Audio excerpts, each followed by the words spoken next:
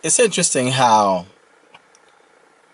it's extremely hard for me to communicate with most Christians, and especially those that call themselves preachers or ministers, or I'm sure evangelists. There's evangelists I could talk to, and we can probably find some common ground when it comes to knowledge, because knowledge changes you.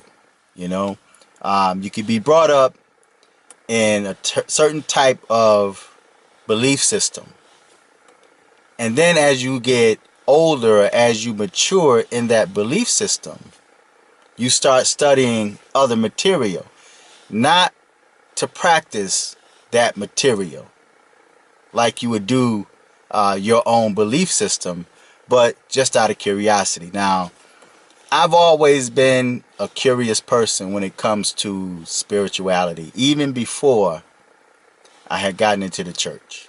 Okay, but after I got into the church, and as I began to grow, as I began to travel further onto my path, I started studying.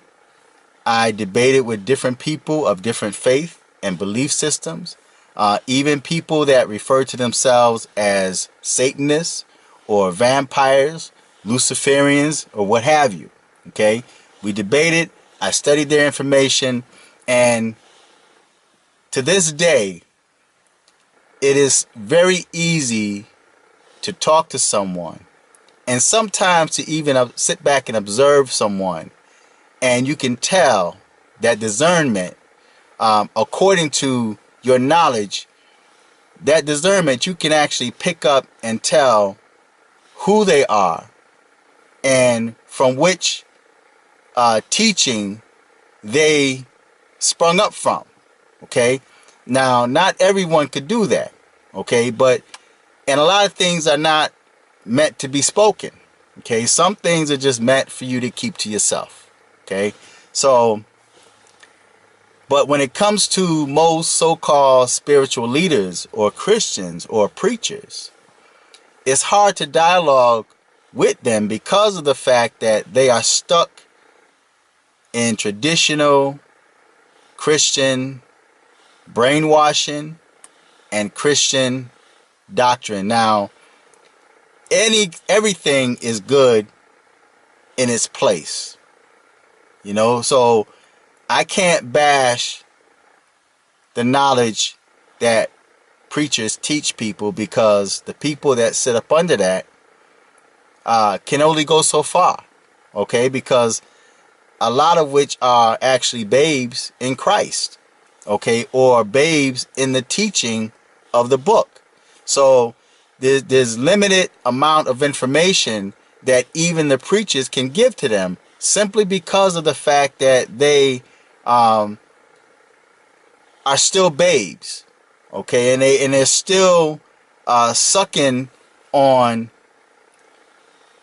basic milk of the word, okay, and they are not ready for the meat of the word. But I had a conversation with this white Christian preacher this past weekend, and not just this white pastor I spoke to, but there were other Christians, you know, black ministers as well, that I've spoken to, and we can get so far. But then when I start trying to, because of the fact they're ministers and they should know, I start imparting certain information to them, you know, start trying to fill them out to see, you know, where they are when it comes to certain spiritual knowledge, you know, and it comes from the Bible, is right in their book. But like I said, there's people that only go so far, right? And they stop. So when you show them certain things, it knocks them off of their foundation. They can't handle it. Or they would actually stop their ears and they don't want to hear it or listen to it, or they would try to overtalk you so that they can't hear what you have to say, so that you don't impart that certain knowledge to them, because of the fact that they are afraid that you're going to take them out of their comfort zone. So we were talking about Satanism, about the dark side, or witchcraft, or magic, or Satanism, things of that nature, things that fall within that realm. And this preacher got nervous. He became offended. He became argumentative. And I found myself, and I find myself going through this often with Christians, or primarily so-called ministers or teachers of the gospel, or spiritual leaders, whatever you choose to call them. I find myself getting into a squabble, or they're trying to debate with me. I will sit there and I will listen to them, hear everything that they have to say, and then the minute I get ready to speak and I say something, they have to try to talk over my voice. And I'm constantly hearing myself say, hold on, let me explain it. Listen, you're not listening. Hold up, wait, hold up, wait,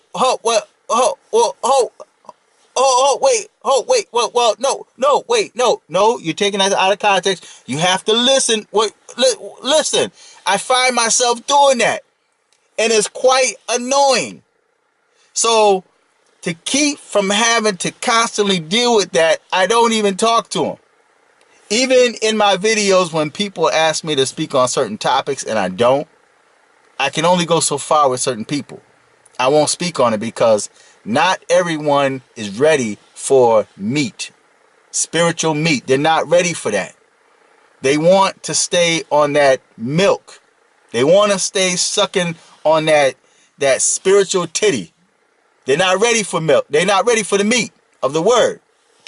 So that led me to believe, and this is a conversation I had with him, because I had asked him, I said, I think you should study certain material, and I don't touch that, and I won't touch it. Now, I understand the scriptures where the Most High says certain things we're not supposed to touch. Touch not, handle not. Okay? But I think if you're going to be a spiritual teacher, if you're going to be a spiritual leader, there's certain information you should know. I'm not saying practice it. I say you should know. But even when it comes to practical knowledge, that's knowledge that's put to practice.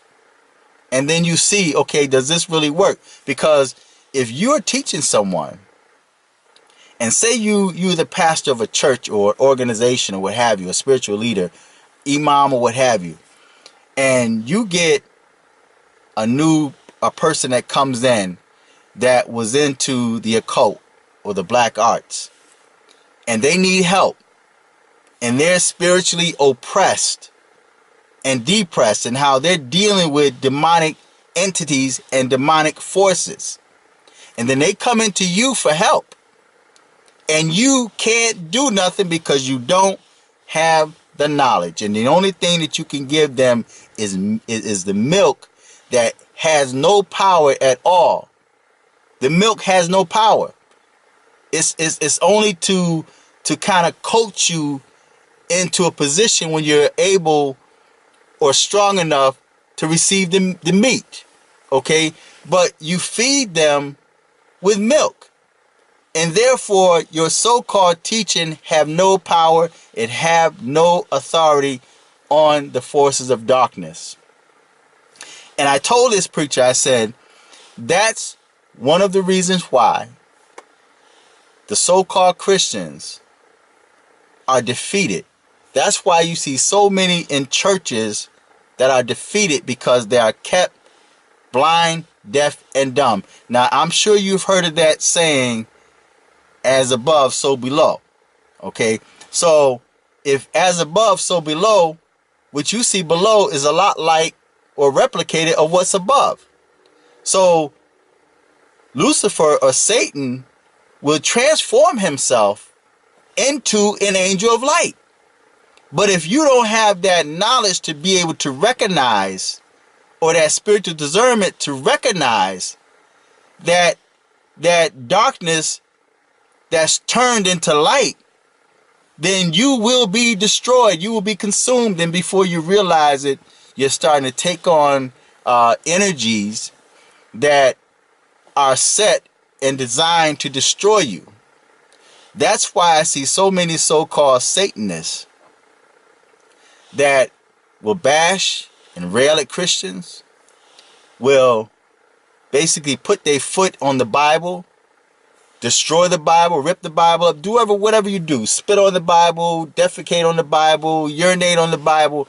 There's people that do some very evil things, man, thinking that they're hurting the Most High, or thinking that they're hurting the followers of the book, but they don't realize they're doing more damage and harm to themselves. So then they find themselves in situations where they're now asking for prayer. Could you please pray for me? But wait a minute. Weren't you the one that just was recently shooting at a Bible? Weren't you the one that urinated on a Bible? Weren't you the one that was cursing the very God that you're asking people to intercede in behalf of you for? Think about that. So now you're now starting to turn to that same force. Now that satanic energy is taking root and taking ownership of your soul, now you're ready to cry out and ask those who know the word of prayer to pray your strength, although you cursed them and persecuted them for even believing why they believe in what they believe in.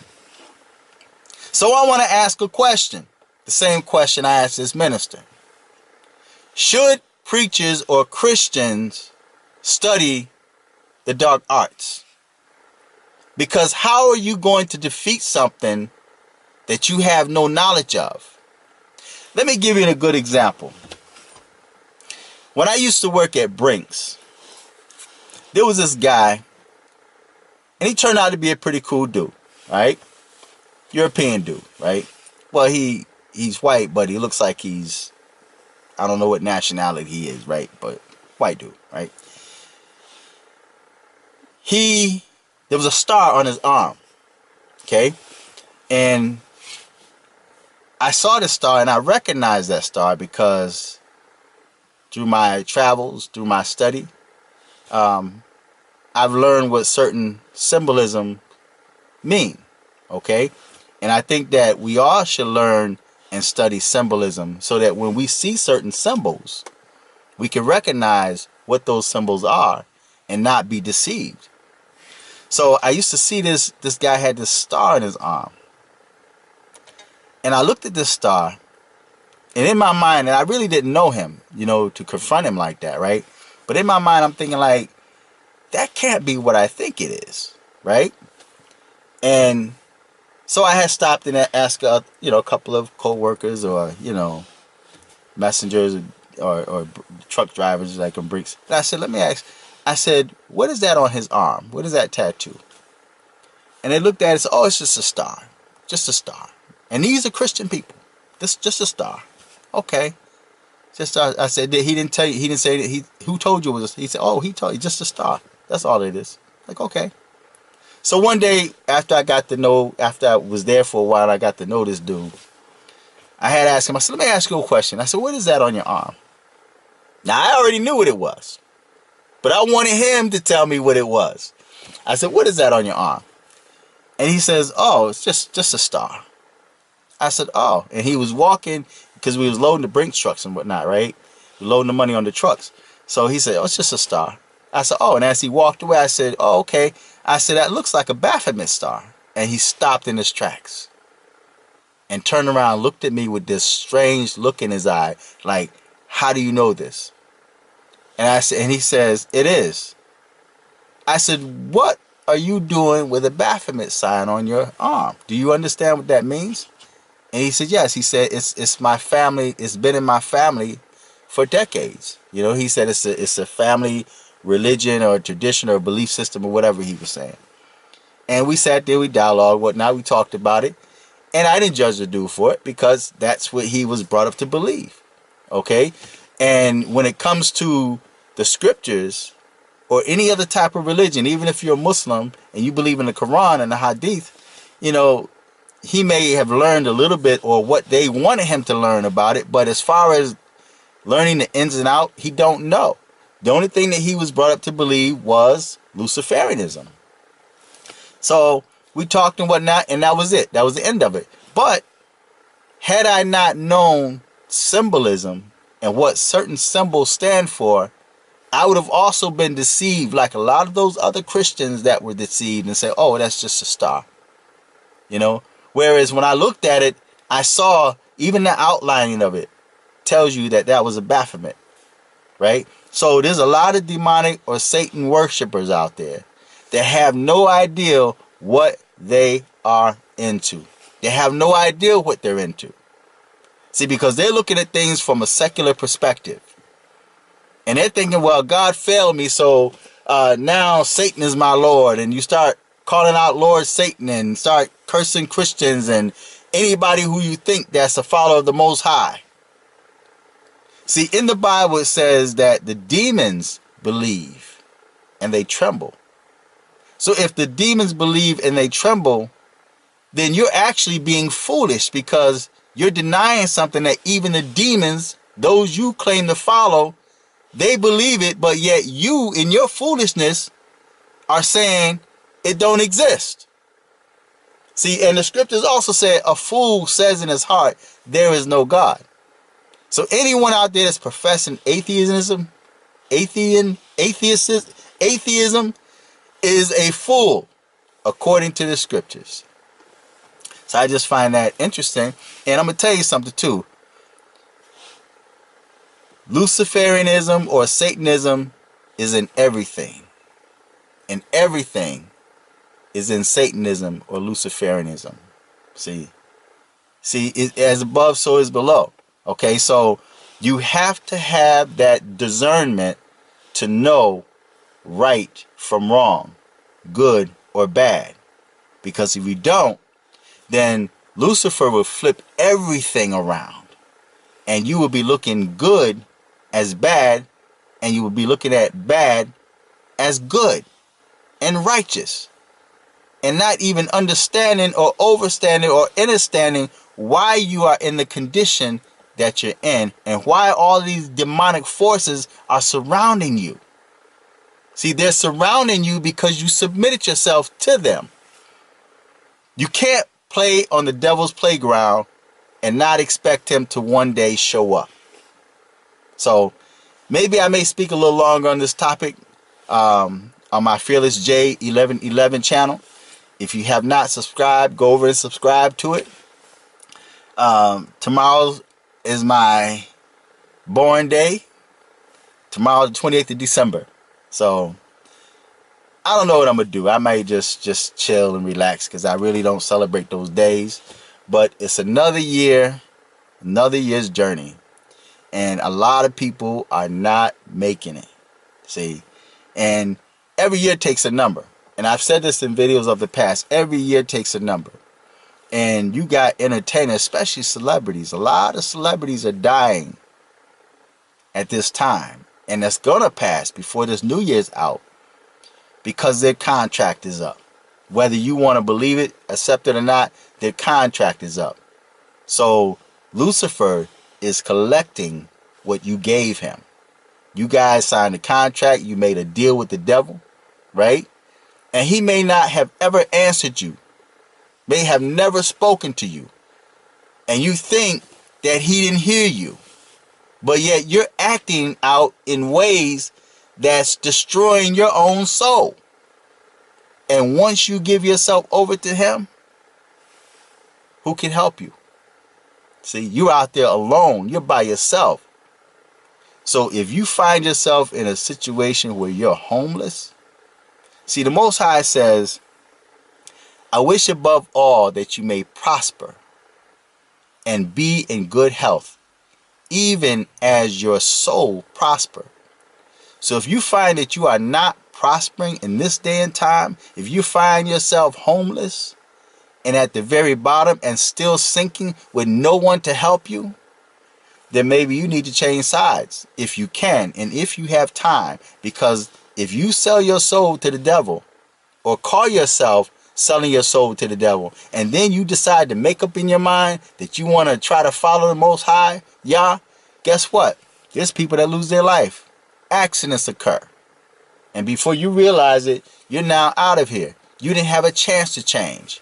He didn't allow you to have a chance to change because you were blinded and you had no idea or no knowledge of discernment.